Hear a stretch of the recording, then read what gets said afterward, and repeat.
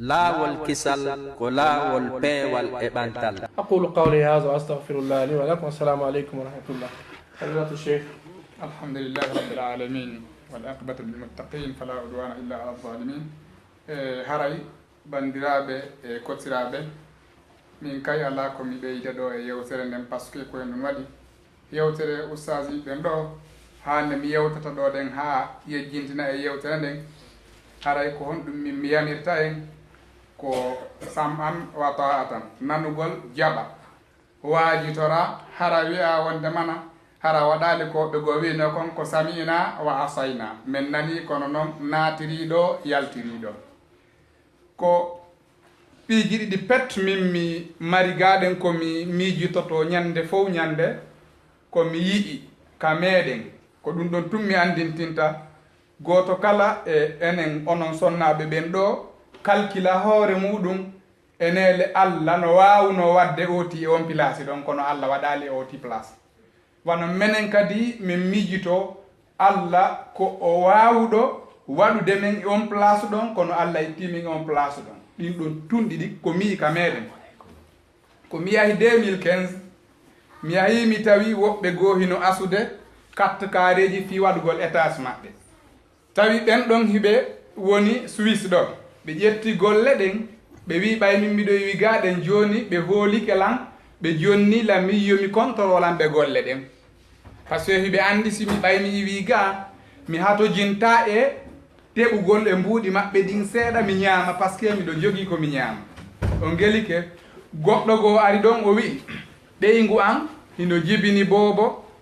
haray mi ala ko mi fembira wallelam mi heɓa komi asira oɗo carte kareji ɗo mi heɓa komi fembira mi ƴetti mi jonnimo o asi gayɗe tati o innimmi o inni ko honɗum o faala yandi yomi wallumo o nangana ɓeygu makko gayɗe ɗiɗi kaareji ɗiɗi asetiɗi ɓeygu makko no yahi asi kaareji nokkugo ɓen ɗon ɓe ñaami mbuuɗi ɗin ɓe jonnali ɓeygu makko mbuuɗi ɗin debbo on ala ko o sooda ala hay hunde ko o ñaama kanko kadi gorko on ko carte kareji woni asude wallahi billahi ko carte kareji woni asude o wi'i ko mi jonnumo ɗon gayɗe ɗiɗi fi ɓeygu makko mi wi musidɗo mi wawata wonki ankin wawata mi yi'a sonnajo no ara no ƴawra e biiren e marto e nder ngayka tawa ko si o asi ɗum noon wawa ñamude mi wi si an a wawa gollude gollu kono sonnajo mi wata jonnudemo wallahi on ɗon o asi ɗon mbuuɗi goo ko ƴettu mbuuɗi e juuɗe an o yahi o ɗumanni fi ko waɗi haaju on debbo on arati mi immi yahugol soodanoya mo charge ma koccu ko mélancé béton on nanoɓe sosoɓen fof anda e ngol ɗo konngol mi yahi kam tappoɓe koccuɓen mi termidi e goɗɗo goo ha o innimmi o inni fi Allah ara mi wi a tigi tigi on no gasa mi anditata nokkure nden kono somi ari blan o wi komi faala fi Allah si nde a arde a landoto inde am mi wi mi anda inde ma o wi a innay tena wantañi tena wantañi ko noon ɓe jammimo on faami mi immi mi yahi mi wowlani ɓeygu an mi yahi ka soodoɓe ka yeeyoɓe koccuɓen momi tawi on ton o wi tena wantañi o wi wallahi on ɗon ko ka yeeso place an o yeeyata o wi ko min o halfinta si o yeeyi ɗon ha likkoy so ari o hoccitike piihoy ha ko ka tapko place um an ɗon o yahata o halfina lankoy ɗon si o yaha o ɗaɓɓa ko ɓikkoye makko e ñaama walla o fusoya kaaƴe musidɓe enen ɗo ɗen en sikku Allah wawa e wadde sifa ɗum Allah wawa e wadde sifa ɗum tena wantañi yiite ngen no ka nder pantalon ko ɗum woni ɗum yiite ngen no ka nder pantalon par ce que o wawata wonde yiite ngen no ka nder reedu o no mari ko faggamo o ala ko ɗum ɗon tum mi mari ko hikkiti kon ko musidɓe meɗen gooto ɓe sifanimen ɓe wi'i ñande goo sonnajo o woni no ka moodi makko tawi moodi makko ala ko waɗanamo hay e fus debbo on ko kanko yahata ɗaɓɓoya ko ñaamete kon adda fagga gorko on o inni ɓay tun kun gorum si Allah jaɓi kun nafata hay hoore mum kun anda ko kun faala mi defay mi okkora ko wata ko maayu fii si mi maayi wata julɓe ɓe ronkan juulude fi simi maayi wata julɓe ɓe ronkan juulude kono ɓay kum goɗum kum nafata mi okkoray kum kum ñaama kono kum maayata ko wuurata ɗo o defa ñiiri ndin haa moƴƴa o hendo o defa maafe kon haa moƴƴa o suuta o waɗa maafe ko ala lanɗan kon o waɗa e paani hunɗa o ƴetta o jonna gorko on o waɗa lanɗan kanko e ɓiɓɓe makko ɓen ɓe ñaama ko henndu o waɗi ɓiɓɓe ɓe o heeɓi ɓen arano on ɗon tigi tigi on woni fuyante gaynata hay fus ɓe tawata ɓen heɓa no o woni heɓirde noon ɓiɓɓe ɓen ɓe fopp maɓɓe heɓa ko wo ko pahuɗu kon ko nanata heɓa ko wo hikoye laba ha ay no laba kono wallahi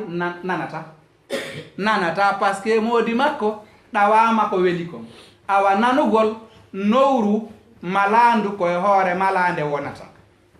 neɗɗo si a ɗawi moodi ma ko weli hay si tawi Allah ɗawalima ko weli kon Allah ɗaway ɓiɓɓe maɗa ɓen ko weli kon si ɓiɓɓe maɗa ɓen noon heɓali ko weli kon ɓe addantama ko weli si tawi hara an a woni ka suudu a lorri gorko maɗa on ya andu tun ko sagen ɗo maki kon ko to utar an kadi ko si Allah junni duuɓi ma a yiyay ɓiɓɓe maɗa ɓen no o ɓuri ko sawɗa on ɗon kon si tawi hara woni a maayi a acci ɓele ñande wo ñande haray ɓe wullirma yo Allah dandu en wonde wako Allah subhanahu wa ta'ala wa yawma yu'addu dhalimu ala yadayhi ñande neɗɗo tooñowo ƴakki guƴe kolli muɗum yo Allah dandu en ɗum assalamu aleykum wa rahmatullah wa aleykum assalam wa rahmatullahi tami añam on ɗum ɗon wa barakatu hakke ko yettiɗa sa tooñi goɗɗo reeno tun sa wattanali hiila bonirte ko a miija miɗe wonduno e sosojo o jombi leonejo debbo mo jombi on Allah hokkori ɓe jiidi debbo on ko Fatou winnete Fatou Silla debbo on jamma Fatou Komra ko noon ɗum Fatou ɓeyɗo par ce que fayda no kunɗa no wawa yawde debbo woni so wiɗo kadi nde kunɗa no wawa yawde debbo woni so wiɗo gorko on ko honɗum miijino ko kala ko debbo on jiidi o nattude ka maɓɓe ka fori kariya debbo on anda ka gorko hi ko sarlo ɓe fotti ɓe jommindiri ko miiji si oya gayni jiidagol ha honki o accita oya ƴetta ɓiɓɓe makko ɓen o yaha Allah liɓi nawnare makko tawi o paralysay hankadi ko debbo mo miijino o feroray ni on tawi ko debbo on Allah firti arsike muɗum tawi ko on debbo woni mo fagga ɓiɓɓe ɓen donc janfa ta eto de ha wona janfotoɗo sinayna ɗum tunga naɓata tallal lakke mon salamu aleykum haray waleykum assalam tullahi haray tigi tigi on yewtere nde haray nde juuti seeɗa haray kono nanike boyi min waaji tigi onon kadi on waaji tigi yo Allah waɗu en nene jeeɓi joni haray inchallah ɓe wontirɓe ka ñaamo an ɗo haray